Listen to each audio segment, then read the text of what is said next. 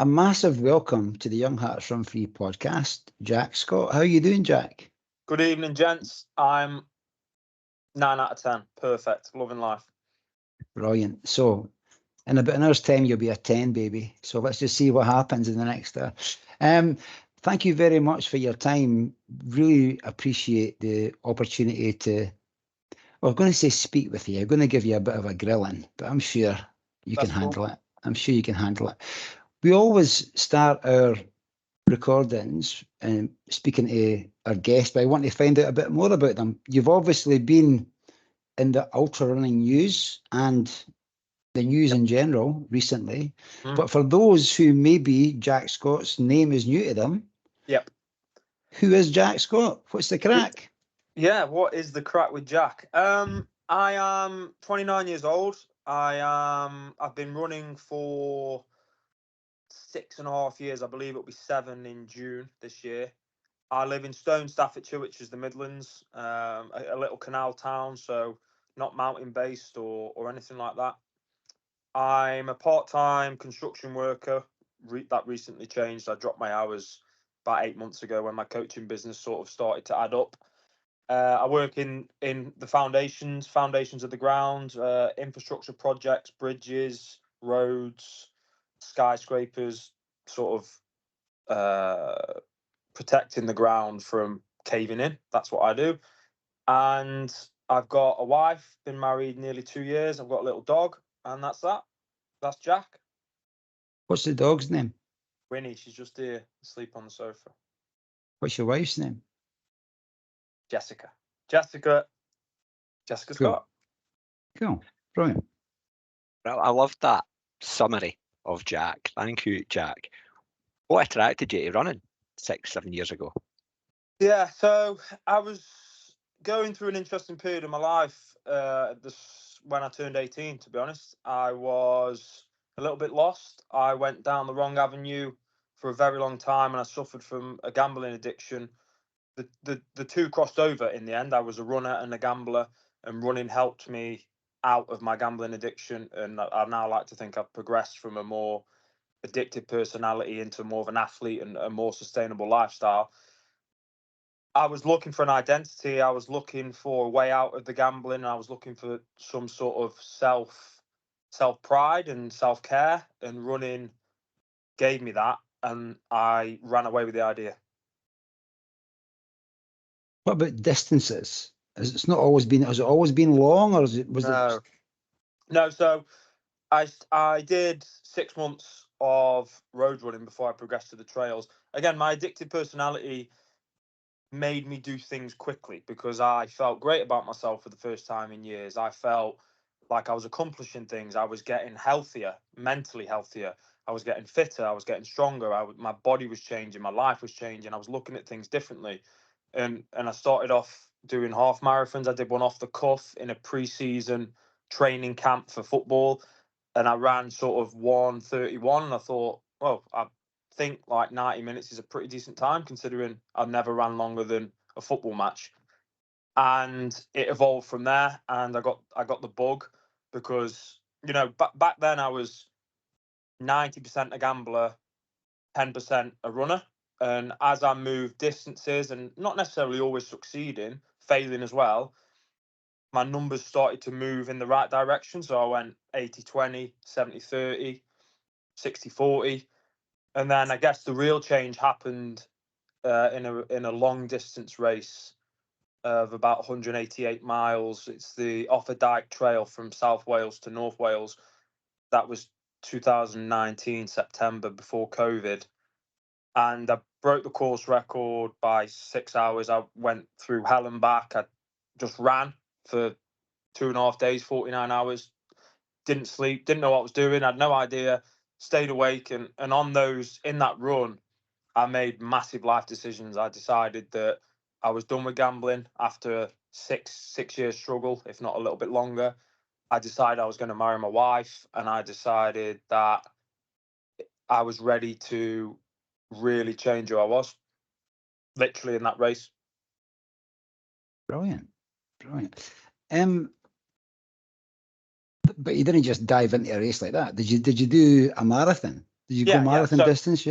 Yeah, so let's roll it back. So I did 6 months on the road, and I moved from half marathons to marathon within around about 3.5 months.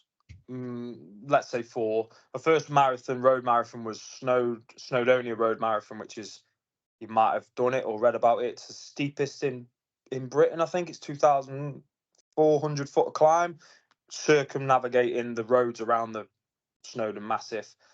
And as soon as I've done that, again, my addictive personality, wanting more and wanting to feel better about myself, that was in October. In the winter of that year, so it would be December, I ran a 45-mile race. And coming out the back end of that, my body was on side, my mind was on side. I was still gambling, I was still learning, and I soon entered a 50, which in Snowdonia, so that would have been maybe May the year after. And then I did the Cumbria Way 75 in September, and then I did my first 100 a year that December, so a year on from the 45 or 50 I'd done the year before, across the Brecon Beacons, so the Beacons Way.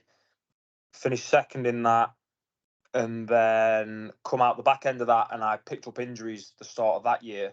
Losing track what year this was. This probably would have been the start of 2019. And then once that injury came, I went back to basics. I lost my ability to run because I was injured, and that hurt me. And I realised, right, this sport is now within me, and I need to look after it, protect it.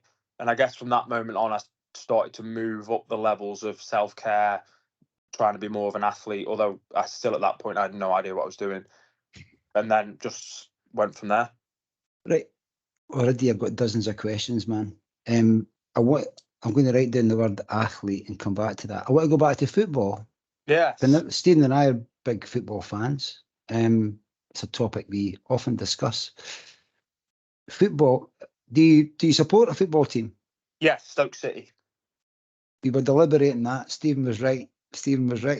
And what about yourself playing football? You mentioned the half marathon. You did that as part of your sort of pre-season. What about, did you play? What level did you play at?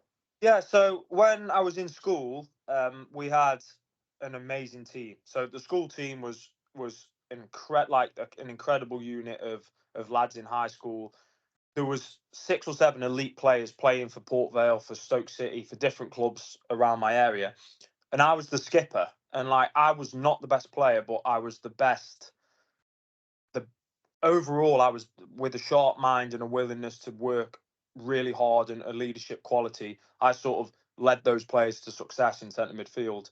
And then, rolling into Saturday and Sunday leagues, always played at a high standard, won plenty of local trophies, turned down the option to play Saturdays, and I thought Sunday was sort of more of a better thing for me with work and stuff. And then as soon as the running, took off, and if you're running 20 miles on a Saturday and then trying to play, I used to have a nickname, the Duracell Bunny, in centre midfield, because I was just running around like a nutcase. And again, a bit of that was letting out frustration from the gambling, to be honest. I was aggressive, I was dangerous, and I wasn't really very nice to play against. And that probably was, I'm much calmer, much settled, much more subtle. I just want to be inside my own 4 walls with my dog and my wife. But back then I was a little bit erratic, and I suppose the way I played football resembled that. And my behaviour in life, I used to go to football matches, got in with the wrong crowd, always had to be the one who would do something silly, including, getting banned from football, violence. It was a dark time in my life. Do you miss football? Sorry? Do you miss playing football? No. No. The competitiveness now is totally within me. And when I go into these races, before we talk about any of the ridiculous things that have been going on, I'm always against myself, I guess. And then, do you miss the camaraderie of football? You spoke about having a great team and leading that team. Do you know that? And something like running being such a solo endeavour, I know there's a lot more people to it. But Do you know that? I enjoyed leading men, and I enjoyed being a role model, and I enjoyed showing people how things should be done, because I love responsibility. Like, I always have, even when I was struggling and my characteristics were slightly different when I was a gambling addict and when I was a younger man. I always would take responsibility. And to be honest, running gave me the clarity to take responsibility of my behavior with gambling as well. So I knew I was the one. Don't get me wrong, I was led down the wrong path, and I was exposed to different things when I shouldn't have been. But I made the decisions, and I took responsibility for that, and I held that, and I dealt with that, and I came out the other end. You know, when I was struggling with that period of my life, I did everything solo, so I didn't seek any help. My family knew something was going on, but didn't know the severity, and I figured it out myself. And I did it the way I had to do it. So I like to talk about my journey through gambling went full circle. So I went all the way around, all the way to the bottom, and climbed out without any professional help. I wouldn't recommend that to people, but I just feel like my character had to do it that way. And I guess, when we get to talk about what happened a couple of weeks ago, I had to run that race that way. That's just something I've got inside me, an extremity, which now I guess I release in a good, positive way instead of a dangerous, ridiculous way. We'll get to that. I've got one final football question. Centre mid. Who was your hero? Who was your hero as a kid? Oh, interesting. Some of the Stoke players, when we got into the Premier League and we got that season, we got promoted. We sent Leicester down to League One, and we got promoted to the Prem. Mad thinking what happened since then. I think it would be too generic to say Gerrard. That's not bad. That's a good A shout. good, strong. I think it'd have to be Paul Scholes, because he's my sort of character. He's no thrills, no fireworks, but you guaranteed he's going to give everything, and you're going to get 8 out of 10 every week. So I'd have to say him, but never got the recognition that a Lampard or a Gerrard got, I suppose. He does around here, Jack. He does around here, because I tell you, man, passer of a ball, and he had a peg on him as well, man. He could score a goal. Brilliant. Who was the guy who played for Stoke who was famous for his long throw-in? Rory Delap. Oh yeah, man. Alan Curbishley used to just get the throw-ins, get it chucked into box. Tell you what, he could move. The way he covered ground was he was a fit bloke. He was a brilliant athlete though.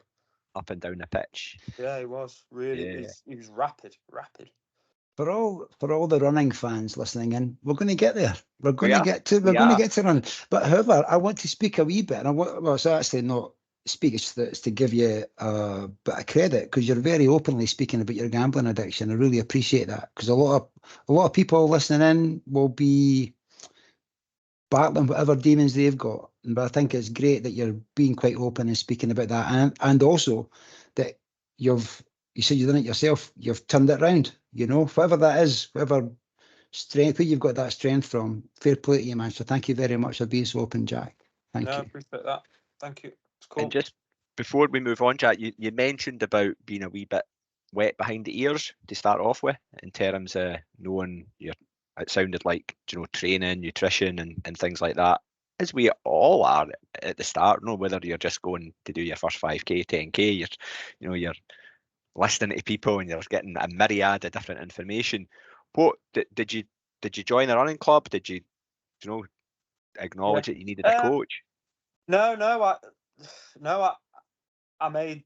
I figured it out myself, and I was on my own, and I made mistakes at the right time and learned from them, and just progressed, and like the imagination of seeing Ian Keith finish in 2018 maybe at the Spine, and hearing his interview, and then realizing there's a UTMB race, and like now I'm different now. Like then, like things like that were right here and right part of me, and I'm doing this because of this. Now it's a much bigger circle, and there's loads of different avenues going on, and the steeliness and the mindset I adopted for the Spine is, it was in me, and I was living it, but you wouldn't have known. Like, I just did my own thing. I was strong at the right time. There's no point being strong burning energy at an unnecessary time in training. Just wait until those doors are there, then push them doors and be ruthless then. But I just figured running out myself, and maybe I've got genetics which promote a decent athlete, but I made loads of mistakes and I learned. I just exposed myself and got lucky. Maybe, don't know. We earned a wee bit of luck. Yeah. You mentioned someone else earlier as well. You mentioned that you, I think it was 2019. You were injured at the start of the year, and then you said that you started. I'm not sure if you said, but you began behaving or living like an athlete. What did you mean by that? Was that nutrition? Was it? What were you doing? It was, again, I think the injury that I picked up in 2019 at the start, even though I was injured, I was still moving those numbers where I wanted them. I was still, even though you're injured, you're still a runner. You've got that identity. And I speak a lot about, sometimes it's the run you don't do, and it's the way you behave when you're not in your running shoes. We can train 2 hours a day maximum, much less. So there is 22 hours in a day where you have to nourish and cherish the blessing of movement and of sport. And if you can do the easy things well to set yourself up to be a better runner when the time comes you're in your running shoes, brilliant. And I learned that, I guess, I learned the base of that when I went through that injury spell in 2019, and now I preach about that. Let's get as much as we can from as little volume or as little impact, and just can we tidy up our nutrition, our hydration, our mindset, our sleep pattern, and can we make those 22 hours a day when you're not a runner or you're not in your Innovates or other brands are available. That, I believe, makes the biggest difference. We all want to work hard. We all want to run 100 miles a week. We all want to do 30,000 foot of vert. Can you be smart? Can you promote sustainability? And can you keep your head above the water and progress through it at a good, steady rate and be ruthless when the time comes? That's what I preach to my athletes. Brilliant. Because we want to do this for a very long time, or as long a time as possible. Yeah. Golden nuggets are plenty already. Thank you very much for that. You said that very well. It's very simple, but we lose the plot, don't we? We think we've got to train. But I like the way you said that. 2 hours of training and then 22 hours of there's time to do other stuff. Being Brilliant. a human. Yeah, we forget about that. Not a robot. Yeah. Do you want to speak about your coaching before we go to the gritty bit? Not particularly. I mean, I don't advertise my coaching. The people I deal with know the sort of philosophy I like to preach, and I was actually speaking to a potential new client today, and he's actually a Scottish chap. And I send out a Q&A at the start. I said, I want to know who you are, and this is the most important thing. I want to know where you've been, because if I'm going to be the one to guide you to somewhere new, I need to know where you've been. And I'm not talking about when you ran your first 5K at a park run. I'm talking, the psychology and the mindset you have to do something like the Spine, or break down the barriers between a marathon and a 50 miler. You go deep. I go deep within the relationships I like to build, because that's the way I've done it myself. And I need to trigger things at certain times and learn who I'm dealing with. So, I don't rely on stats. I don't rely on figures. I rely on like real things in life that can't be measured unless you learn and grow with somebody. So that's how I deal with it. It's an emotional roller coaster, and it's extremely baffling at times, but it's amazing and satisfying. And if I was coached, that's what I'd expect, and that's the service I try and give. Brilliant. Absolutely. I was sitting smiling away here. I love it. And I'm not asking you to break any client confidentiality at all. Yeah. But is it that long ultra distance that people come to Jack Scott for, or is it a range of things? It's a range of things. It's if they've got a busy life, I like to, for example, last year I averaged 44 miles a week, less than any elite runner in the UK, I can guarantee that. For the spine race this year, I averaged 53 miles a week, arguably less than anyone on the start line. I would vouch for that. And I like to get the most out of the least, and then you rest and recover. If you've got easy freedom run on a Tuesday, 55 minutes, roll invert, think about your week, how you feeling. If you've got a rest day on Wednesday, and if you've got 4 times 8 minutes tempo on a Thursday, my clients know that the most important day there is the middle day, where you rest, you recuperate, you go again. Fitness is built in sessions. It's absorbed in the body in rest, good clean rest. Complement the training with the easy things we spoke about: diet, mindset, time off your phone, nutrition, hydration. Then go again, and that builds a good sustainable pattern. You can make someone run around like RoboCop in 3 months, but when the 4th months come, you don't want to be the fittest person on the physio table. Do you know what I mean? Let's look at this properly. That's what I like to do. Brilliant. So 44 miles a week in 2023 average mileage per week, and Yep. you see guys knocking in 120-mile weeks and crazy amount of verts and stuff like that. What are you complementing that with? Like, it's not just running. What? No. Obviously, So, you've had your job. yeah, is- job. Yeah. Yeah. Again, the job is a big thing, and I believe. Don't get me wrong. There's some Monday mornings when I go in and, oof, my body feels like I've been in IB for a weekend, but I've been in Snowdonia, and it's not good. It's bad. And I'm like, I go to my boss. I'm on light duties. Light duties don't exist in my job. I can assure you that. But we do have a lap. Yeah. So if you look at the 44 miles a week, if you add in 2 hours physio, I'm blessed to be supported by local physio Tom at Shape Your Future. Incredible technology, incredible knowledge. So that's 1 hour. I then work with a psychologist who is also a physio, an hour a week. So that's 2 hours. I do at least 3 hours gym a week. So you're looking at 5 hours. Yep. If you say that each of those hours is 7 miles, 7, 14, 21, 28, 35, that takes my numbers to 82 miles a week. But I'm actually only doing 44. The other 5, I'm getting better as a runner without running. Yep. That's what I like. All of it. What So do you do? you're clocked in for the same amount of time as such. You know, you're you're investing the same amount of time, but you're being the clever cat. You're being smart. You're being patient, and you have to believe in it. And when I preach it to clients, it's difficult because they're used to, volume, and there is a time and a place for that. I did certain training weeks where I was in the Alps, and I would do, I think 1 week I did 116 miles, 40,000 foot. I filled my boots while I was there. There's a time and a place for that.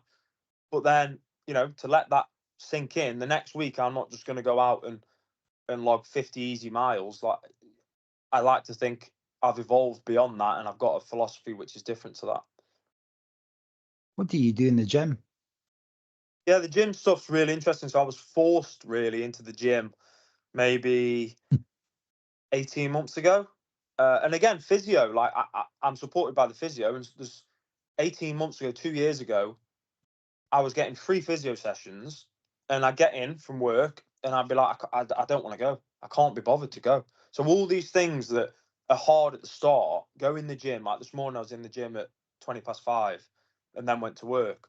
All these things that are difficult, once you see the benefits and once you feel good and you make them exciting and different, they become part of your mantra. They become part of who you are and how you train and how you behave.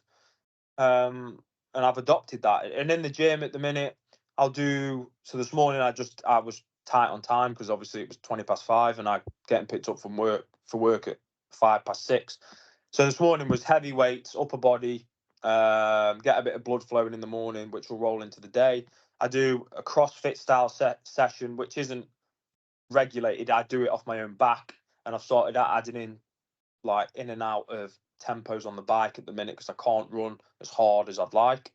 And then I do a really slow session in the gym as well every week, which is sort of hip transitions, yoga based, but it's not yoga like you think. And just sort of loading the body with my own body weight, so wall sits or plank, things like that. Real simple stuff. And then I've evolved into the sauna now as well. So all that sort of stuff, really. Brilliant. So, sorry, processing some stuff there. Brilliant. Right. Well, we go to the spine. Let's go Oh to the my spine. gosh. Go to the Let's spine. Yeah. go to the spine. And I would like to hear from you, Jack, about your history with the spine race. When did it first come on your radar? Can we do that? Yeah, it's all connected. So 2019 off a dike race, break the course record, stay awake for 49 hours. I have 12 minutes sleep in a tent in Landegla. Finish that race, realize that I can still move and I'm not made of glass. Luckily, I already had a spine entry from January before. So off a dike comes around and you're sort of, what are you there? You're 4 months away from the spine. I pulled the plug on gambling in December that year. So 8 weeks after I said I was going to do it on the off a dike race, that's when I made them decisions. 8 weeks later, I registered with GamStop, which is basically eradicates any online gambling. You can't register, you can't use your bank card, you can't use your address, you can't do anything. It cuts your identity off. Amazing thing. If anyone wants to check it out or any more information with that, drop me a message on social media. Chop the head off the snake. And when I was ready to leave that, it was like parting of ways between two friends. I just went down this avenue and this guy just went down that avenue, and it changed drastically quick because I'd had enough. I was sick of it. So that was early December. The spine is 5 weeks later. So the spine 2020 comes along. I'm 100K in. I don't feel great. And it's the first time I had to do something hard since I'd quit gambling. And because I was dealing with something so severe anyway, I couldn't do it. I couldn't go the first hurdle of the spine, 100K in. Pretty similar this year. I couldn't comprehend doing something hard. My vision was blurry and I was suffering without knowing. So I DNF'd 100K in, took the plunge. Tough decision to make.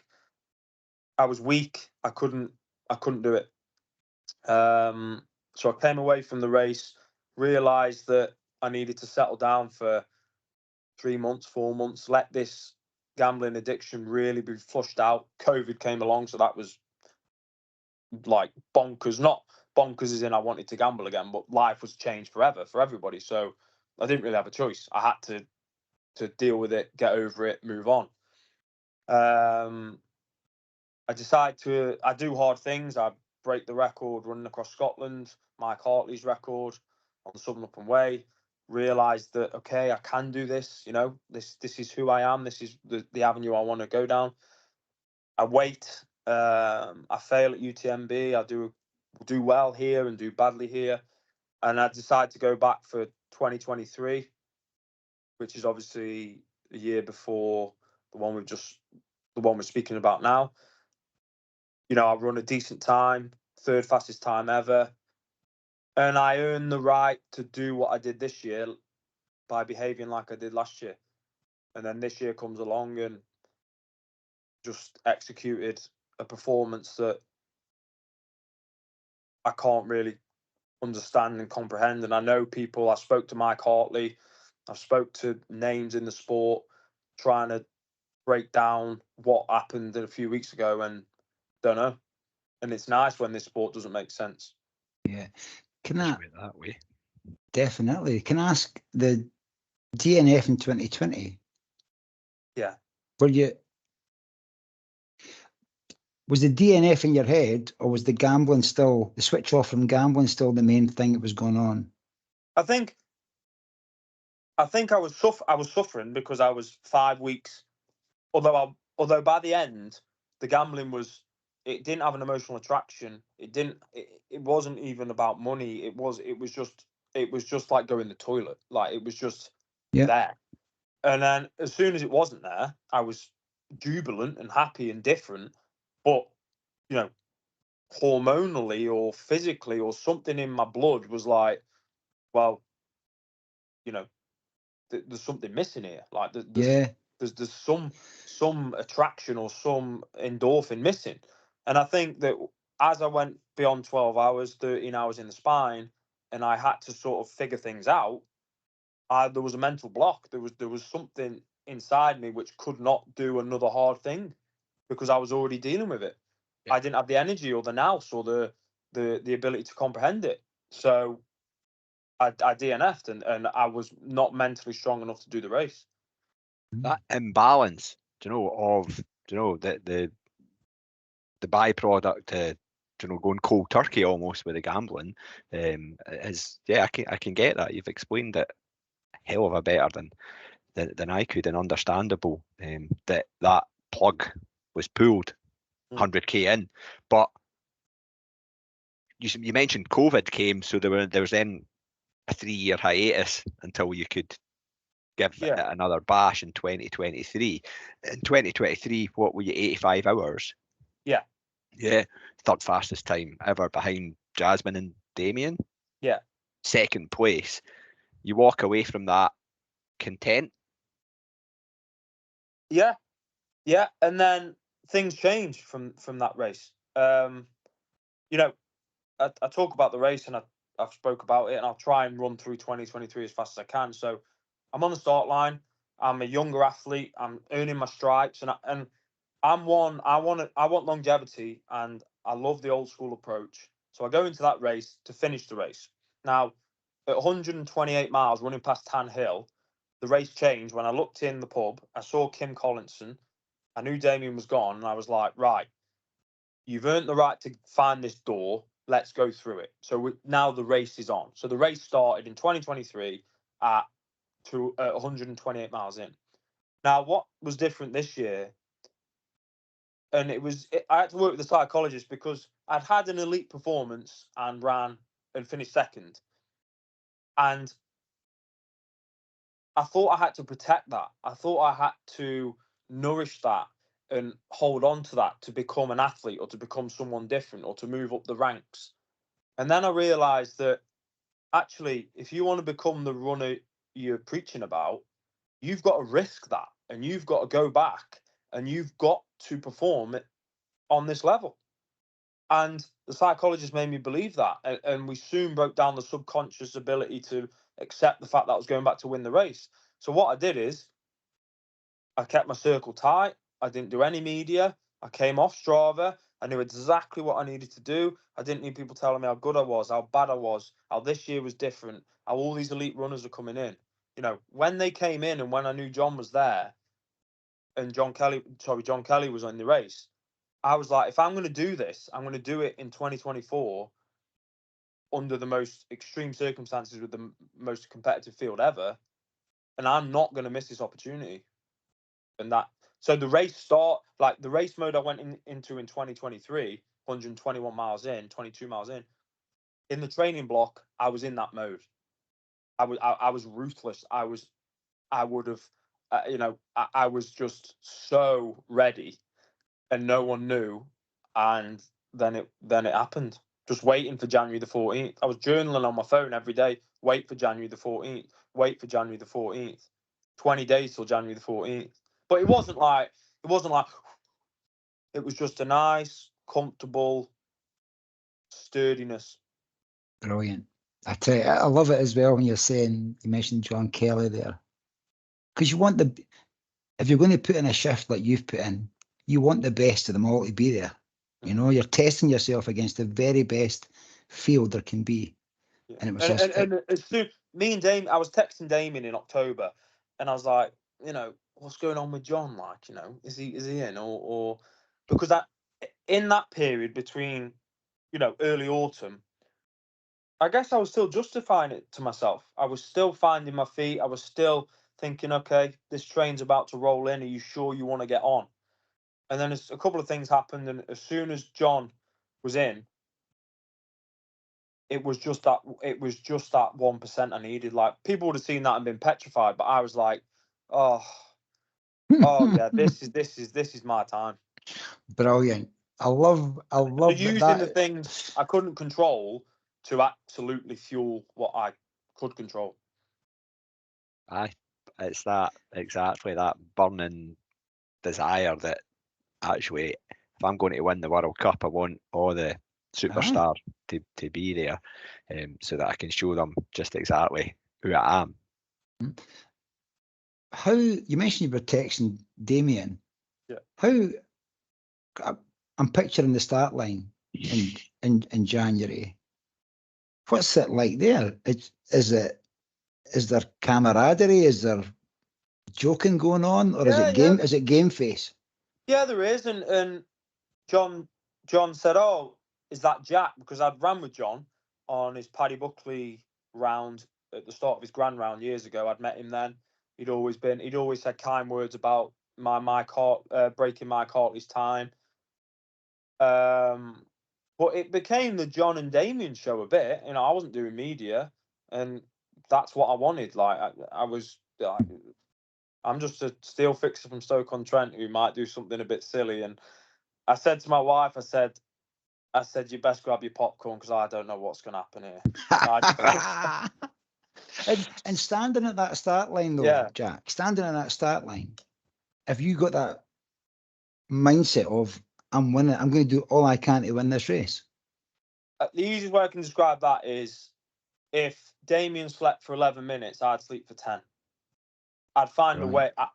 I just believe that I would find a way to win the race, and I was willing to do everything, anything, absolutely. Before the Southern Upland Way, when I moved, I ran an elite performance. I beat Mike's time. I remember I was in the hotel. Where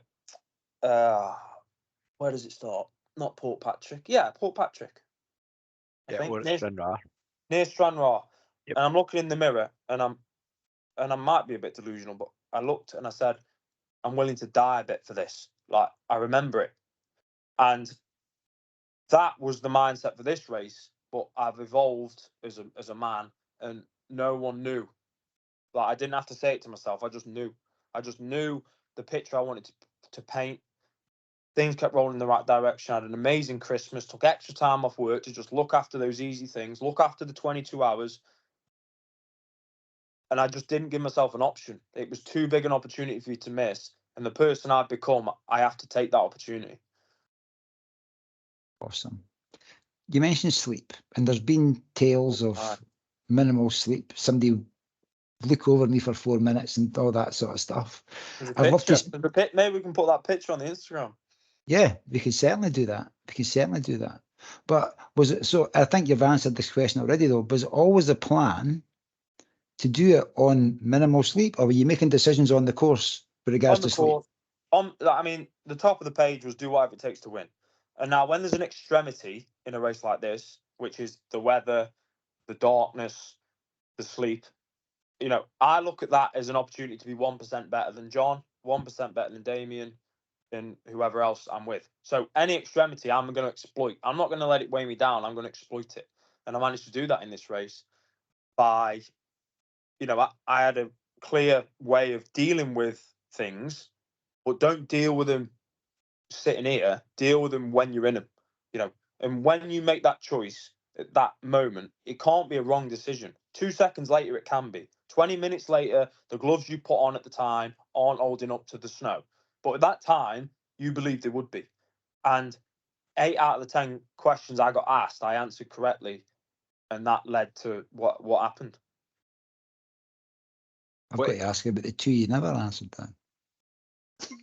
What was that? What about the two you never answered correctly? What were they? I'm still figuring them out. Brilliant. That have got me under 72 hours. Oh, man. Under 72 hours. Gee whiz. What are we talking here? Yeah, well, yeah, actually, I'm just going to bring you on. It's probably a question that wasn't on our question set, Jack. Putting on gloves because of the snow, and it got me thinking about the weather and about the conditions this year, in comparison maybe to last year or for you, but in general, it was cold. Yeah. It was relatively dry. Yep. Yeah. Mm.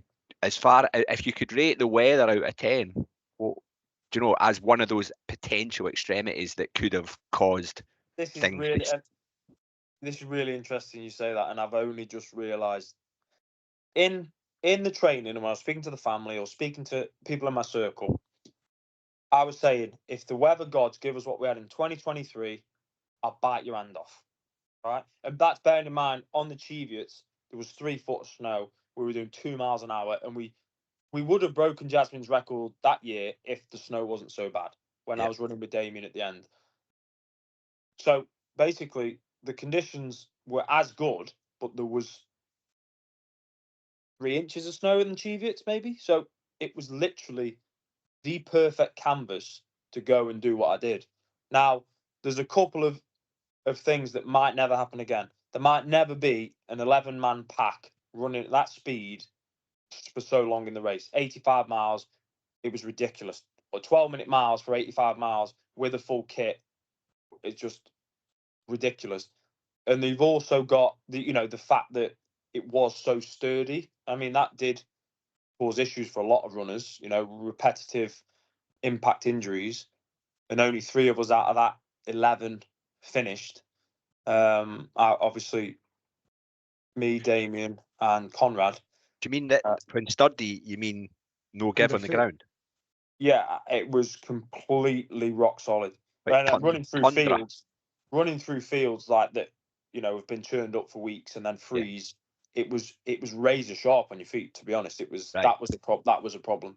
But again, we got dealt a great hand, and that wasn't a worry for me. Like the conditions are what they are. As long as you're going to be 1% better than the guy or the lady in front of you, any extremity is somewhere that I can thrive. I can tell. I just love this, man. It's brilliant. You mentioned about the front pack and doing 85 miles at 12-minute miles. And I think it was John Kelly had said, you said a few times, this is too fast. This is too fast. It turned out I ran a 100-mile PB in this race. Really? Wow. Never ran a fast 100, like a fast 100, but I've ran winter record times, 100 miles in the Lake District. But this, I ran a 100-mile PB, yeah. 22, I need to get this nailed in. 22:08, maybe, I think. Smart. Wow. And see, my question is, when you're doing 85 miles at 12-minute miles, was there times in there where you're thinking, this is too fast, I can't keep up? Or what was driving you on? Was it just that desire to be in amongst that? I mean, there was a particular bad spell between sort of Gargrave and you've got a river section, and then you go all the way up to Malham. It's about 8-9 miles, and that's when I realised, right, I cannot feed this effort. Like I can't get the calories in enough. So why are you doing it? And I couldn't picture what this was going to produce. So I'm not thinking about Jasmine's time. I'm not thinking about particularly winning the race then. I'm thinking, right, is this going to mean I'm going over Crossfell in the light? Does this mean I'm going over, I'd already gone over Penny again. Does this mean, where am I going to be on the course as a byproduct of what we're doing? And it just didn't make sense to me. So at Malham I had a wobble, don't get me wrong. I tried to get some caffeine in, a coffee, that went badly wrong. I vomited. I tried to lie down for a bit to reset myself, which is something I've learned on experience. And I was struggling, I was hurting, and my mind was slipping a bit. And I thought about the message I was going to send my wife. I thought, maybe this isn't my time. And then all of a sudden, the 2% that wanted to stop was absolutely swamped by the 98% ruthless, strong mind. And after that point, there was no jeopardy in the race. There was no slip. There was no 2%. It was just total focus, total sadistic, straightforward. Mad. I'm so glad they're putting this out on YouTube so people can see how you're speaking about this and how your actions are. That's really powerful stuff. Can I take you back Does Take me back. this investment, Excuse me, I've dropped my phone. that's all right. Does this investment in that other 22 hours of the day, is that what's coming to fruition right now when you're talking about that in the spine? Yeah, this is the thing I preach about in my coaching, the characteristics of who you are. Like a race like the spine, it is that for me. Like fitness takes you so far. So let's say fitness took me to that point, 85 miles, 12-minute miles. You know, what's the difference between me, John, Damien, fast runners who have gone through sleep and sleep and sleep? It has to be the mind. It has to be something inside you where it's your time. John has had success on the Pennine Way. Damien has had success on the Pennine Way. I have now had success on the Pennine Way, but at that moment, I hadn't. At that moment, I was still needing something, looking for something, longing for something. And that came to me, that overwhelming feeling, and that kept me in the race. So did you believe this was your year? Yeah. Cool. I just couldn't picture somebody going deeper than me. I couldn't picture somebody being more ruthless than me. I'm the fastest runner on the start line. I believe that up to, I don't know how far. You know, I can move well over all the distances that are irrelevant, but they mean something on the spine. Anything you can latch onto. You don't get me wrong. John Kelly's time on the Pennine Way is absolutely astonishing.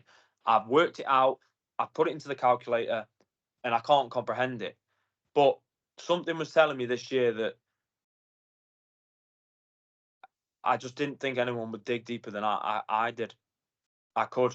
And at the end, you know, going up to the Cheviots and being in that zone, I could have slowed and I could have still broken the record by 6 hours. But something was telling me that you have to do this way. And talk about the sleep, and you know, I was fighting the sleep demons really bad. But I honestly believe that if I'd have stopped and relaxed and slept, something would have happened. And I couldn't risk that. I had to follow the thing inside me, which was saying, you've got to do this the hard way and you've got to stay awake. I had to. We like a wee moment silence just to digest things, Jack. I think that's an appropriate time to do so. Oh, it's mental. It's mental, all right. But I'm going to take you back to something that you said. You said that the first 85 miles, you actually couldn't fuel it. You couldn't get enough coal in the furnace or whatever you want to an analogy you want to use. Yeah. Which kind of brings us on in nutrition aspects around about 268 miles. It's multi-day. What was your nutrition plan, if it's okay to share some of that? And I also know that some of it will be maybe top secret part of the formula. No, it's not. I mean, if we're saying 8 out of the 10 things went right, I would say nutrition on this one was poor all the way through. Compared to the 85-hour run, I would say nutrition was one of my strong points. This, you know, after 12 hours, I probably fed the first 12 hours really well. I went into a hole when it got, you know, you're in the middle of the night, you're moving at speed, there's race pressures, and the fueling dropped off for a good 5 hours. There was still things going in, but it wasn't good enough. And that led to the 85-mile reset. So, I mean, for a race like this, you have to carry 3,000 calories minimum from the start, from checkpoint 3 and from checkpoint 5.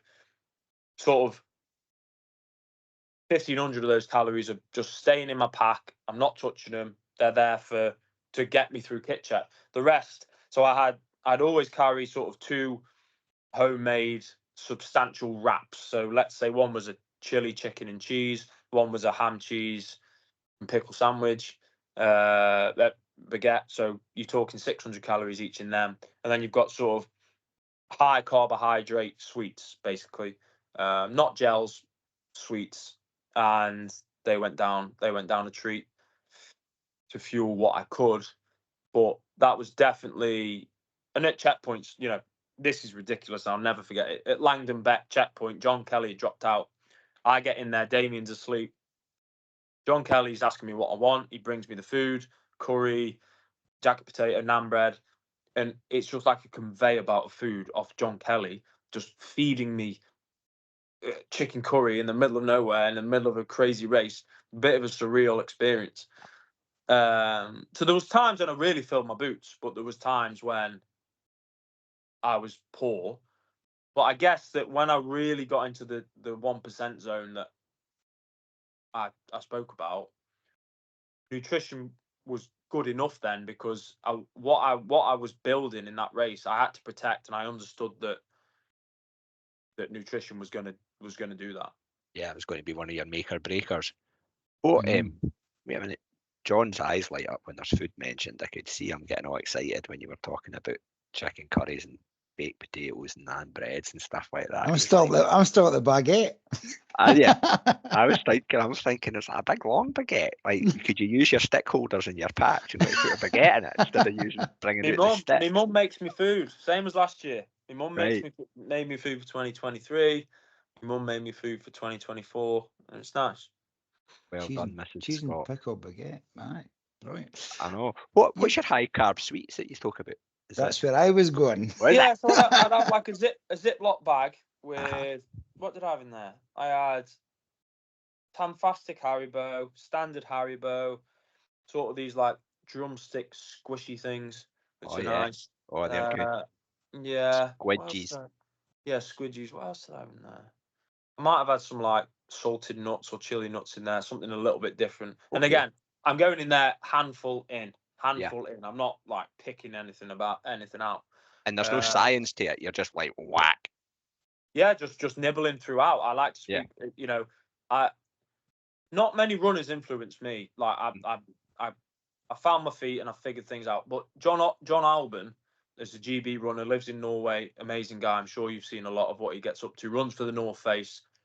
He is incredible, and he does the fine details. And his 22 hours a day is probably the best I've ever seen as an athlete. Lives in Norway, skis a lot, lives the life, sleeps in an altitude tent, makes his own gels. This guy is amazing. And he talks about the ability to nibble. So a gel comes out the pack. You know, a gel can be done in 2 or 3 sit-ins. So instead of having a huge high, obviously his races are more intense than mine. Instead of having a huge high, have the ability to nibble. You know, can you break these down? Let's take 2 or 3 sweets in every 20 minutes instead of just a massive handful. And even for a race of this length, that's worked for me. Brilliant. I love the fact that it's no any kind of. I was thinking it was going to be speciality high carb sweets, but it's no. It's just ones that you can get on special in Tesco's. Yeah. And then you find the frozen chocolate bar in your pack you forgot about because you've been out for 3 days. That's like, oh my God, that's great. Old. Literally like snapping it like it's a dog bone or something. I go to the dentist tomorrow, but who cares? You can't. And also, I was brushing my teeth at checkpoints to sort of make myself feel like a human being and not a feral animal. That's also a good reset as well, though, man. That isn't that cleaning your teeth. See loads of folk doing that. It's one thing I'd like to say that again, I'm race recapping as well. So when I was in a hole at mile 85 and I had around about 21 miles to Hawes checkpoint, which is 106 miles in 2023, when I was working with a psychologist, to keep me in the game, I adopted this totally myself. I got my psychologist to write me 3 or 4 snippets of paper. And I said to him, I don't know if I'm going to need these at a good point, a bad point, something in between. Put something down on these pieces of paper which could keep me in the race or could give me perspective or could make me go to 5th instead of 4th. I don't know. And he did it in 2023. They were in my drop bag. And my thought was, if you're having a low point, get to that note. Get to those notes. See what Steve said. I trust Steve in my life. See what Steve says. You know, what would Steve do? 2023, I didn't use them. Now, and I didn't really acknowledge them. I knew they were in there. And I've still got the 2023 ones. I've not opened them. And I don't know if I ever will. 2024, he did the same thing. And at Malham, I believe those notes and the power of connection with like my wife, I believe those notes kept me in. I think I thought, you've got to get to those notes. You've got to get to that checkpoint and see what Steve says. And that just come back to me then as a little technique that I use. Brilliant. So powerful, isn't it? That you use the word connection. That's exactly what it is. Yeah. You know, brilliant. It's that we wake up call and I when we didn't speak. again. I didn't Sorry. use the notes. They're still in my bag. Don't know what they say. But you knew they were there. I knew they were in my drop bag, and I used it to pull myself to the aid station. All right, but you I didn't use actually open them. No. Brilliant. You- Oh, You've stored them up for a rainy day some other time. go and get them. Open them live. Oh, I'm no, only no, joking. no, I'm only Jack. joking. Crying. You Yeah. always see me crying on here. That's Oh. phenomenal. You mentioned Hawes. Our Yorkshire correspondent Mel Sykes was volunteering at Hawes. Oh, She nice. was there. She's also signed up for the 2025 Winter Spine. That's epic. She's going for that. Yeah, brilliant. Do well. We can't just move away from food in the Spine without talking about the Alston lasagna. Yes, Did you partake? I did. So I make my move on Crossfell. I pull away. By Alston, I've got 5 kilometres on Damien. I get in there. Again, I've got John Kelly there. I've got the race director. I've got a personal volunteer saying, what do you need? What do you want? John is running around getting me lasagna. John also tells me that he had an 80-hour schedule, which I knew about earlier on because he wouldn't shut up about it because we were going too quick. He's a genius. He's created his own business. I believe he's made some software. He's a very intelligent man. He's been very successful. But early on in the race, I'm thinking, John, I'm leading the race across the flagstones. I'm thinking, John, I'm a steel fixer from Stoke-on-Trent, mate. I don't make schedules. I don't do calculations. Just, you don't have to run this fast if you don't want to. Anyway, we're getting to Alston, and he's like, Jack, I've got an 80-hour schedule. You are 5.5 hours ahead of it now. You look good. You feel good. This is your time, you know. And I spent maybe 10 minutes there, and I was gone. And from that moment, seeing John, all these little things happen for me. Seeing someone like John there and giving me that belief. I remember leaving that checkpoint, and I shouted out. I was like, there was like a primeval roar that came out of me. It was weird. And then pulled away from there. But the lasagna was great. There was 2 portions for me. Brilliant. We believe somebody did 10 this year, Bloody hell, that's a lot. which was apparently more headline news than your win. in some areas, on some platforms it was. That's Oh crazy. man, And then, fantastic. okay, so we like to speak about kit. Now, Yeah. obviously, you're sitting there with your sponsors top on, or one of your sponsors tops on, and we all know that you run for Innovate, and it was the Innovate. What was the was it the Trail Flies? What was it? Yeah, the 270s. That one. 270s, yeah. But we like to find out about your favourite bits of kit, like the stuff that you can't go without, it served you well, or something that you've just discovered. But for Jack Scott, what's your go-to bits of kit? Yeah, so I mean, I'll do 2 or 3 Innovate things, and then I'll go on to other things. So the G270 shoes, incredible, versatile. I've won the most competitive 50k in Britain is probably UTS. I won that 2 years ago wearing the same shoe. Amazing bit of kit. They brought out a hybrid performance jacket, which has sort of got insulation in just the right places, incredibly warm, and for this slower intensity race, it keeps you protected and something you can trust. What's it called? It's a hybrid performance jacket. Oh, right, okay. I'm pretty sure Andy Berry talked about that. I'm pretty sure. He probably will have done. Yeah, Yeah. I think he wore it maybe on his Bob Graham, I think, Winter Bob Graham. Yep. So that's something, and a new prototype pack. So something that was vastly different this year is, so in 2023, I ran with Jasmine's expedition style pack, different pack, the same pack that Jasmine wore, and that held up well. It did well. But this year, and I stumbled across it. I was on a photo shoot with Innovate in December, and the athlete manager said, "Oh, I've got a prototype 20 litre here." I was like, "Oh, I need to know about this." So I took it and loaded it with kit, and it worked, and it fitted like a race vest. It felt different. It felt light. It sat different on my body, so I wasn't going to get chafing. Really interesting how that worked. I mean, maybe one of the downsides is because of the speed I was moving. It had less padding because it was a race vest, which, It did hurt my shoulders per se, but again, it was a unique run. So they're the 3 innovate things, and that pack should be coming out this summer, hopefully. And then I was training in the Lake District, and I had a Petzl head torch, and I think it had reached the end of its life. The battery was saying it was on 3 bars. The Bluetooth was saying it was on 3 bars. I'd go out and it would last half an hour. And I'm thinking, well, if you can't see where you're going, you're in trouble. A thing with kit, and this is a really simple analogy that hopefully people watch. So start from your head to toe. If you can't see where you're going, you haven't got a chance. So if your car has got no headlights, what are you doing? You can't move in the dark. So you can only move 12 hours a day. So your head torch needs to be trustworthy and work properly. You then work your way down to the engine. So you need to fuel that. You need to get the right calories in at the right time, train, and realize what works for you. So that's the engine of the car. You then move down to your feet.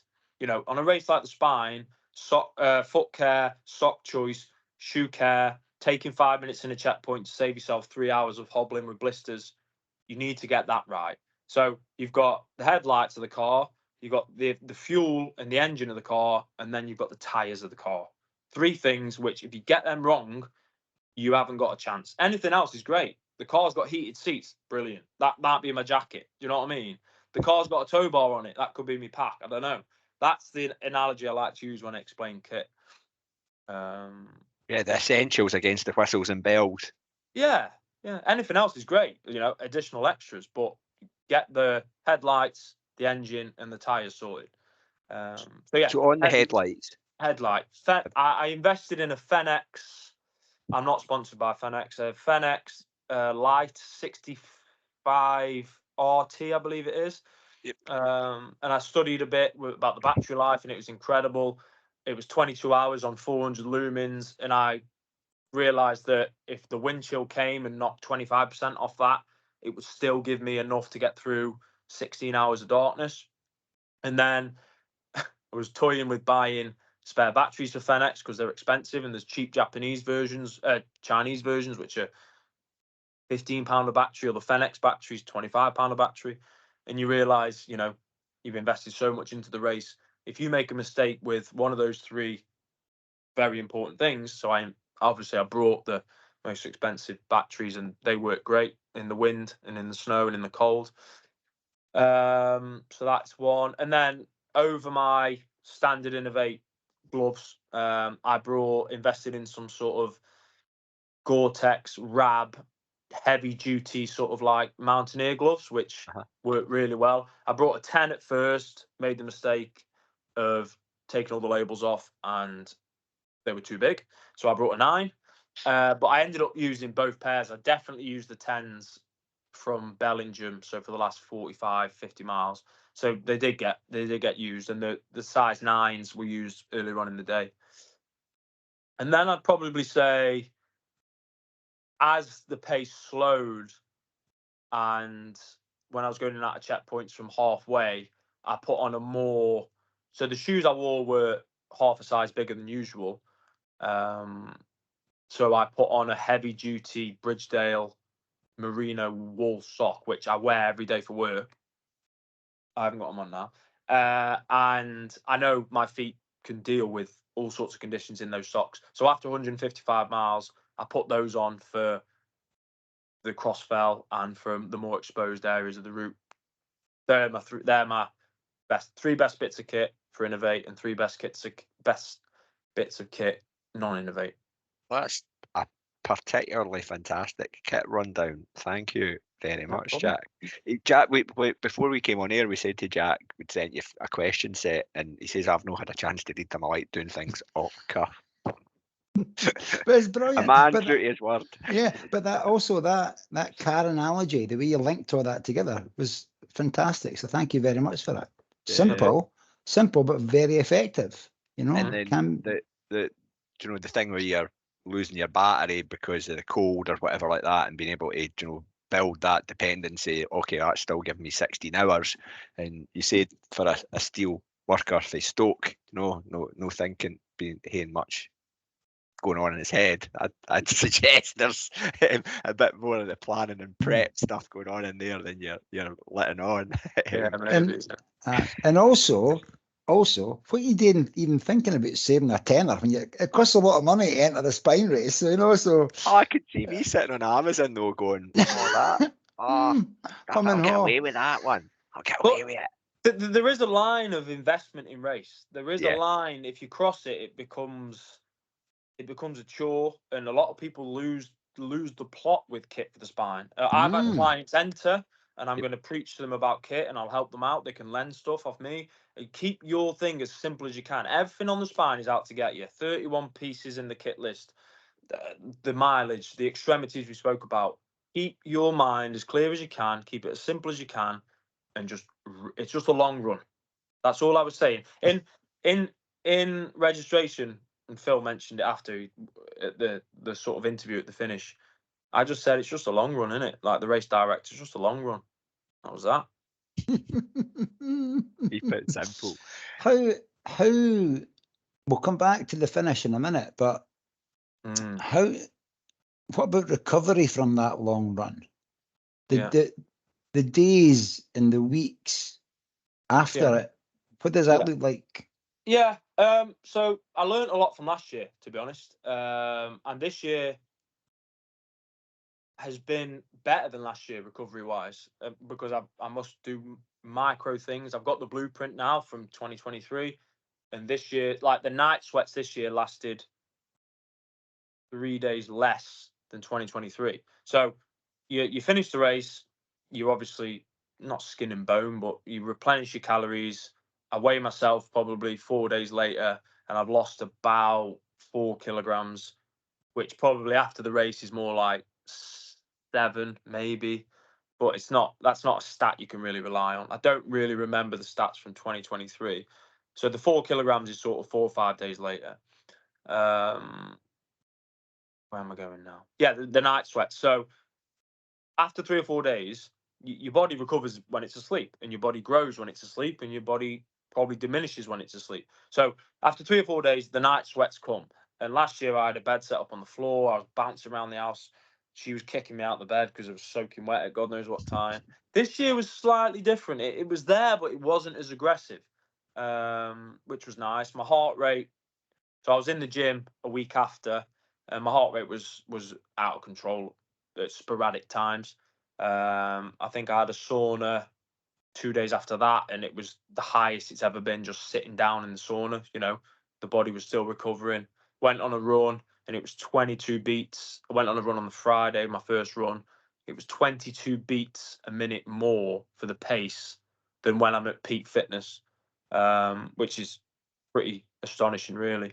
And then it took about 10 days to sort of stop eating everything I could.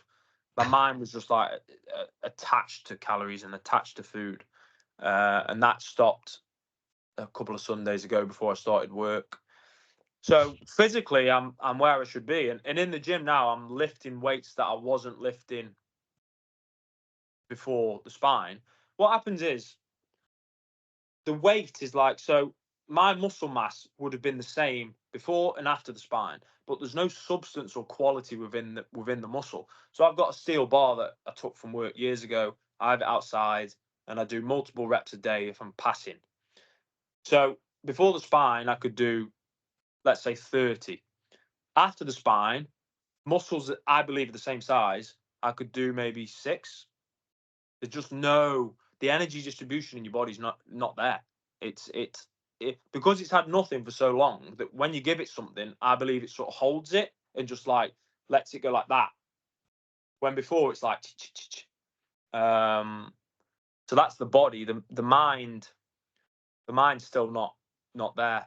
And I believe a chat like this will actually enhance recovery for the mind, because I'm talking about things that I don't even remember, which have only been triggered from your brilliant questions. So the mind will take time. And when the mind is done, I'll just look in the mirror, probably nod, and then shut the door on it. Brilliant, man. That's what absolutely brilliant. I'm going to ask a question before John does, Jack. You said that we like to find out what fuels you during your race? What's your go-to after it? What's in the head for that? What you yearning calorie-wise? Probably that nice quality coffee and probably like a slice of cake. It's great, you know. Just not Coffee nothing. and cake. Coffee and cake's great. I had a couple of pints of Guinness, chilled out, but nothing like, you know, craving really. No. No. What's your favourite kind of pie? Pie is in, you know, chicken pie, something like that. Is that what you're saying? Yeah. I eat a lot of vegetarian food, although I'm not a vegetarian. I had a Aldi chickpea harissa sort of style pie 3 or 4 nights ago with my wife. That was delicious. Really, really nice. It's in the We'll tag Aldi in, see if we can get you a deal. Yeah, I've got a wee thing going on with them.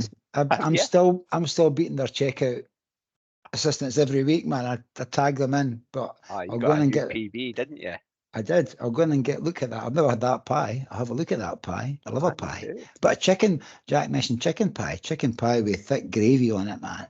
Chicken leek and bacon pie. Yeah.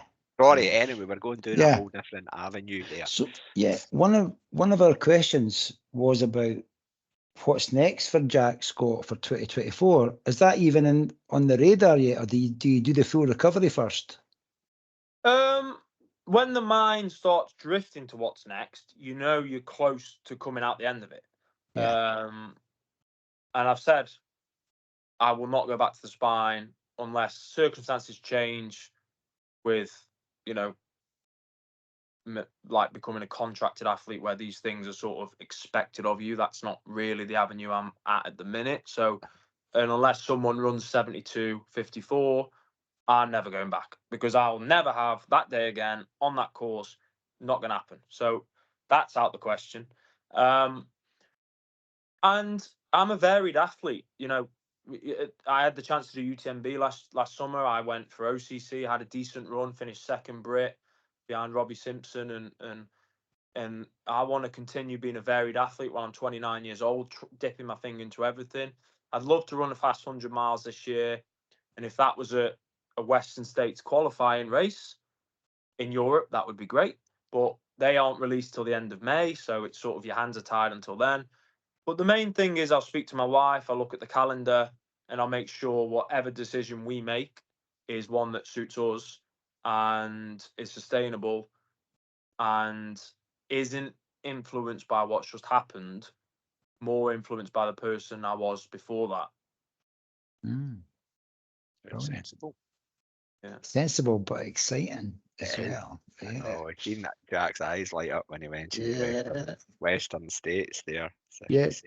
If you get in the Western States, take us. We'll be your media crew. We can do that. We're desperate to get there. I can throw you chicken curry. No sweat. No sweat. Chicken curry there. It'll have to be like frozen. Some ice cream. Frozen bandanas and a dip in the Rocky Chucky River. Yeah. I'd like to spread my wings and see how competitive I can be at different distances in different parts of the world. Is an easy way to say it. You mentioned if somebody does 72:54, we've not said the numbers yet.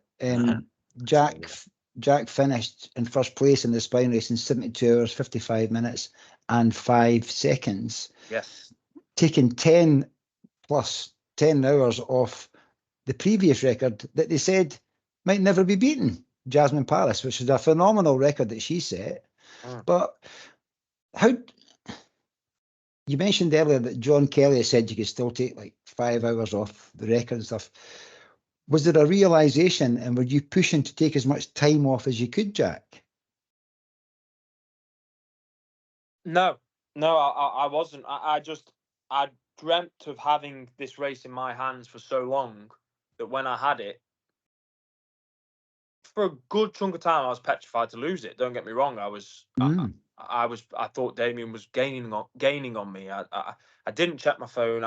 I didn't trust what people were saying. Even in the checkpoint, when there's a massive screen and you can see he's 11 miles behind you, I sort of went old school, and I thought, what would Mike do? Mike Hartley. What would Josh Naylor do? What would Martin Stone do?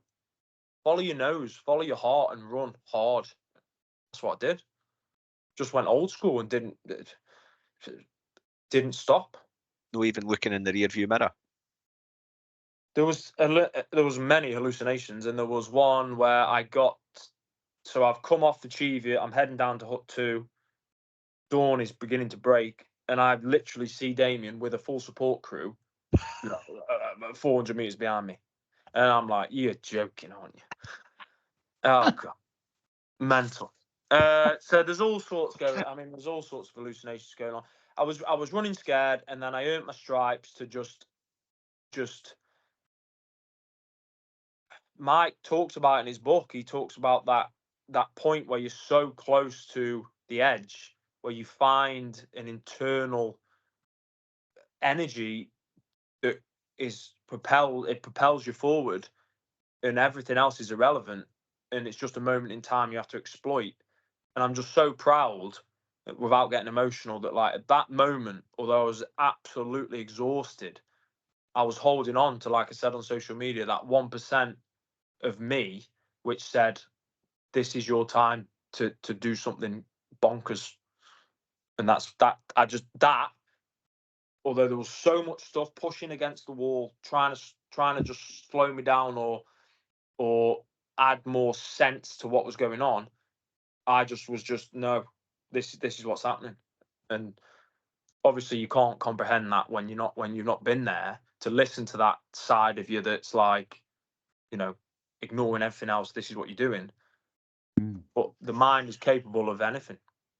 Well, And it came to me. My psychologist has got a saying: if it's not showing yourself, if it's not there, you don't need it. And something came to me at Malham, and something came to me later on in the race, just when I needed it. And that thing was just a grit and determination to just keep going. and then you're over the Cheviots, and you're sensing at that point that I'm sure you're sensing that you're going to take the win. How? No. I ran it like a record attempt. So I'd done Scotland, and I was under pressure the whole way. So I broke Mike's time by 13 minutes. I didn't have a choice. I could not sleep. I could not stop. I could not do anything. I skipped sleeps. My plan was out the window because it was so close. And I believe that this race was like that. I'd thought about that feeling for so long, and what it meant, and thought about my wife, and I just wouldn't let up. Yeah. I mean, you can see me at the finish. Like, I'm not a song and dance sort of guy. I'm a flatline guy. I'm a normal guy, and I wasn't getting hysterical in the Cheviots to thinking I'm going to be doing this and that. But there was an acknowledgement that this was something different. Don't get me wrong, but I didn't know what I was at the time, and I'm still figuring that out, as I've said. But I'm not there thinking, this is my Everest. I'm just want to finish safe, and then as soon as don't get me wrong, as soon as I got in the border hotel at the end, FaceTime my wife, and we just couldn't speak. We were like, what the hell's gone on? We were sobbing on the phone. It was the most amazing experience. And then my good friend Hugh, who lives in the town, he's done the Spine, he's done Dragon's Back, he's done Bob Graham, he's done Paddy Buckley. He understands the sport. And I FaceTimed him, and I'd never seen him like that. And we just couldn't comprehend what had happened. It gives me goosebumps now. And they're moments that I'll literally take to my grave with me, to be fair. Amazing. What's Hugh's last name? Davis. Hugh Davis. We love Hugh Davis. He's a top man. We love him. Yeah, brilliant. I was going to ask you about the finish, but I think what you've just shared there is quite beautiful and powerful. So thank you for doing that. Also, I'd like to add that I mentioned earlier on that sort of in 2018 or 2019, I saw Ian Keith finish, and the cameras are in his face. The race wasn't as big as it is now, and you're expected to talk, and a lot of people were saying, just let the lad rest and stuff. But there will be people older and younger than me who've seen what I did and will have heard the way I spoke after. And that might be the difference between someone running 72.54. So I'll speak about it as much as I can and talk openly about it, because you never know who's watching, and that magic and that imagination inside a runner could be the difference between them breaking the record in years to come. Somebody's sitting going, I seen Jack Scott on the Young Hearts Run Free podcast.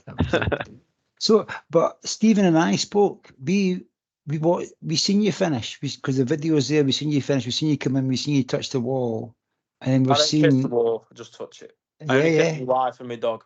Ah, you're from Stoke, man. Come on, let's get real here. But we seen the photograph, and there's a still photograph. Might be Adrian's thought that took it actually. And Steve and I was like, look how fucked he is. You know, but you could also sense that pride that was there. You've achieved something that you've, as we've spoke about through this recording, there's been a desire, there's been a dream, there's been a want to do that, and you've realised it and you've executed it. Okay, you've said the weather gods were good to you that day, but you've realised that, and you can see that in your face, you know. And I think the bit you spoke about FaceTiming your wife and FaceTiming you, and you say these are moments that will stay with you forever, man. Absolutely fantastic. That's why I pursued running like I have, because it's not always about winning, breaking records. You know, people who finish this race in 58th place will have done exactly the same thing as me. They'd have FaceTimed their husband or wife, they'd have FaceTimed their daughter or son, and they'd have had that moment. You know, my moment was, it was there and it's been publicised, but there's moments in this sport which are just, they're relevant for everybody at any point, and that is the power of this sport in general. Like, it's just barbaric, and this race strips you bare of who you think you are, what you think you've done, where you think you'll be, and you know, you have to give the best version of yourself, and I give the best version of myself beyond what I could imagine on the day. And everyone who finished, and also everyone who failed, you know, look at my story, look at my 2020, look at my 2023, and then look at my 2024. You can figure it out. You can do it. That's a powerful message again. Brilliant. Loving this. Hope I've pressed record. Okay. You did, John. I checked up on you at the start. You won't make that mistake again. Not again, John. Oh man. Well, I told you that these questions that we have, Jack, you were doing the right thing by not having a look at them, because we've went all over the shop, and thank you for rolling with us as we've done so. No, it's not. Like I said, I'm debriefing as well. To be honest, it's nice. We'll send you an invoice. No, it's okay. This one's on the house. Next time. I'm retiring. God, I don't know. I don't know if we can top what we just finished up there with, John.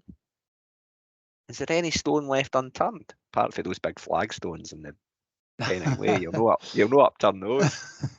I don't think there is. I think we've come on. We could speak a lot more about a lot more stuff, but I'm absolutely delighted to have got what's just about an hour and a half of a debrief. But we've covered a lot of stuff. We started off talking about football and things like that. Brilliant. But can I ask you two a question then? I'll go with you first, John. An outsider looking in, and I don't know your running story. What you saw at the Spine, what would you say about it? What would you say about the race, the performance I did, and maybe I'm sure you knew people who failed. So what's your vibe for that race and what you saw a couple of weeks ago? My vibe, it goes back a few years actually, because I've been interested in the Spine for quite a while. I've watched the Damien John back and forth for a good wee while. Watched Jasmine in awe. She set the record. This year, knew people, listeners to the show that have been down for the different. There's a different versions that I get confused with, or different other versions that are there. But the actual spine race itself, you mentioned about the lead pack going off. Mm. I was thinking, fuck, there's no way they can sustain this, man. This is absolutely mental. And then they show you on the actual open tracking thing, they show you the course record now, which I love, you know, and everybody's way ahead of the course record. And then, for me, a lot of the big names just start falling off, and you think, but the pace is still keeping going. It's crazy. And then there is no way. I knew that. I know the name Jack Scott. I know that Jack Scott's done good things. I know that Jack Scott is. Can he do it? Because 2023, if it hadn't been for that time penalty at the end, you could have been a different race, you know. So, but to do it in the fashion that you've done it was quite amazing. However, I want to just reiterate what you've said in a very humble manner. Anybody that puts their toe on the line at the start of the spine race is a hero to me, because it's no small undertaking, you know. So that's my take on the spine race this year. Am I going to sign up? I'm not saying this when it's being recorded. I'm not going to commit to that. But I love it with a passion. It's the first big race. I think Steve and I speak about this. We've said it a couple of years now. It's the first big race of a year, and everybody's getting in that dot watching thing. But I don't know if that answered your question. No, that's great. Thank you. Steve, what do you reckon? Are you doing it? I like the pastime in January of watching the dots, Jack. It's a more attractive thing at the moment, because I'm a never say never guy. It's a more attractive proposition than actually toeing the line, and it's not so much the toeing the line part. It's not just the training miles endeavour to get to that line, but also, you know, the mental prep, you know, the prep or the kit. There's a whole lot more to it than just rocking up to Edale and going off. But, you know, from an outsider's point of view, watching it, it's just fascinating, because we're thinking, I wonder if these guys, these dots that we're watching move across the map, know how many people are watching their dot, and do you know, and how that gives us a weird connection. It's funny you say that again. Like, you know, I've got a longing to sort of run for GB, because my nan would understand that. Like, my nan would understand that her grandson has ran for the country. Like, you know, she's 83. I don't know. But she watched this and she knew about this and she related to this. And for me, like, I'm not a technology guy. Like, technology, is it making us better? Is it killing the planet? I don't know. But for my nan to watch this and to see that, you know, I felt a bit of that and achieve it. It was unbelievable. So that relates to what you said. Yeah, you can feel, and that gives you that extra little sense of, I don't know, positiveness to get to the destination, maybe, and stuff. But it's, you know, like John says, it's hats off to anybody who gets themselves down at Edale, whether they start strong and then finish strong, whether they come a cropper because of some unforeseen circumstance, and, you know, a twisted ankle for John this year. There'll be lots of stories like that. But they got to the start line. You get to the start line with a chance, and I guess to succeed, you've got to risk failure, haven't you? You've got to do it. And a good friend of ours, Graham Connolly, he's had 3, I think, successive years where something has, that, you know, the card he's been dealt hasn't been for him. But I know fine well that at one point in time he'll have the day of his dreams, like you did a few weeks back, and all the stars will align. So no, it's brilliant to watch as a ultra aficionado. I love it. Brilliant reviews. Yeah, I love getting the tables turned on us, John. You're on Jack Scott podcast. I know. I just don't. I like not to be one dimensional. I like to hear other people's opinions about things. I love that. We should always ask our guests to turn the tables on us. We have called this season, we called it, is going to be unpredictable. You've just done that. So thank you very much for that. Season 10, the unpredictable owl. Are we, There's a are we, story of ask, that. are we asking Jack for a word? Why? We're going to ask him. Well, keeping in mind that Jack hasn't looked at the questions, we always ask people to throw a local dialect word from where they're from into our sort of imaginary dictionary. Did I say imaginary? Our actual dictionary. Yeah. And it might be something that, was popular at school that you throw about your mates, or, when you went to the football and things like that, So a sort of word that's associated with, well, Stone, which is a town. Yeah, the word will have to come from Stoke-on-Trent, from the old pits or something. So yeah, from the potteries. It would be, we call each other Duck. So it's hey up Duck, or so Duck is at the end of everything. That's well, not so much in Stone, but 6 miles up the road, Duck is morning Duck. I'm going bed Duck. Shut the door Duck. Flush the toilet Duck. That sort of thing. Brilliant. Duck has not been mentioned before. It's never been mentioned before. I have to wonder where it comes from. I wouldn't know. I'm sure there's some out will there. know soon. We will do our thorough research. Okay, Duck, thank you for that. And we're going over to John for the final important question of our sitting. Yeah, we started this, I think it would be about season 3. I think we started a playlist for every season. So we're currently on LaBeouf Buff Collection Volume 7, I do believe. And what we do is we ask our guests to nominate a song or a tune that they like, that our listeners can enjoy as well. So this will go down badly. Yeah, got you. So what track is Jack Scott going to add into the Young Hearts Run Free playlist? I think it'll have to be a song I've listened to and an artist I've listened to. You might not be expecting this, but I wrote it on Strava, and the phrase I've tagged it in the Spine GPX file. It's sort of, sometimes you got to fight to be a man, which is Kenny Rogers' "Coward of the County." Oh, yes, brilliant, man! I love it. Sorry. That was, I fought in the race, so that was that. It's amazing how lyrics and playing them back even in your mind when you're not actually listening to the song can really resonate.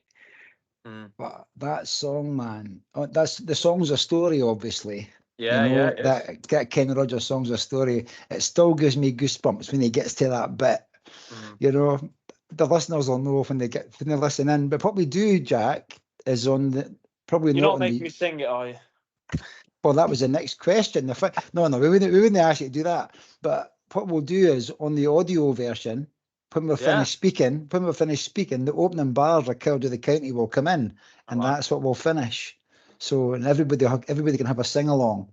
The brilliant song, like you said, it's like a passage. It's like a story. Yeah, it's an amazing song. Yeah, brilliant. It's fantastic. Now on the playlist. It's added. We'll share that link with you, Jack. There's some decent and some iffy music on our playlists because it's a eclectic mix as such, but sometimes quite good just to stick on random and then fast forward the odd song. So and one final thing, Jack, and it's an offer from us, is that if you want to furnish us, not on here, but message us with your postal address, we can send you the very first Owl Buff. We've got a new snood things that come out. It'll go perfect with your Innovate gear. Totally complement that, and we can send you that as well. So I just want to say that I've had lots of podcast requests, and I'm not doing many because words are cheap, and the more you say something, the less it means. But you guys are awesome, and like I said, I spoke to my Scottish clients, and they said, these guys are relatable and fun. So I'm happy to. It's been a good chat. Awesome, Jack. Oh, what an endorsement! Fantastic.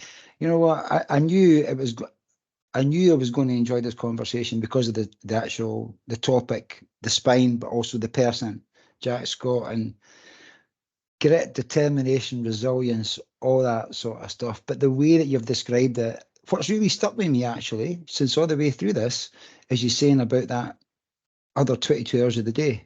You know, that's a great way of thinking. And some of the things you mentioned about sleep and being off your phone and mindset, all that sort of stuff. It's a lot of things I'm sure a lot of the listeners will value as well. And I love how open, honest, transparent you've been, Jack, and what you've shared. So it's just like, you know, don't let, I don't want to keep preaching crap to people. Don't let the highs pick you up so high that if the lows come, it hurts to fall. So a result or a performance like this doesn't change me or my philosophy or anything like that. Just every dog has his day. Brilliant. What a dog you are, Jack Scott. I'm going to hand over to Stephen to say. But Jack, thanks for giving up so much of your time. It's been an absolute pleasure to get to chat to you. And just summing up what John said there, as well, just that fierce competitor in you really comes out. Yeah.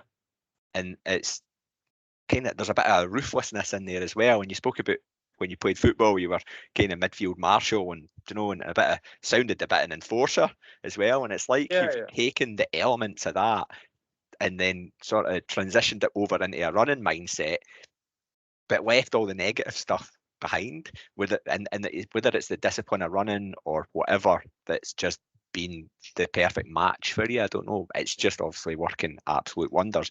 And at 29-year-old, and you'll know yourself that in the world of ultra running in particular, that's a puppy. And I'm not saying that in a sort of demeaning sort of way, right. So you've got, it's not as if you're in a rush to do everything, and I can't wait to see how things develop and level up. We speak that a wee bit, because how do you level up for a 72-hour winter spine?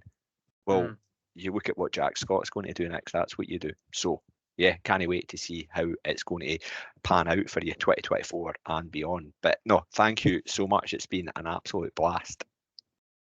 Top lads, appreciate it. It's been good. It's been fun.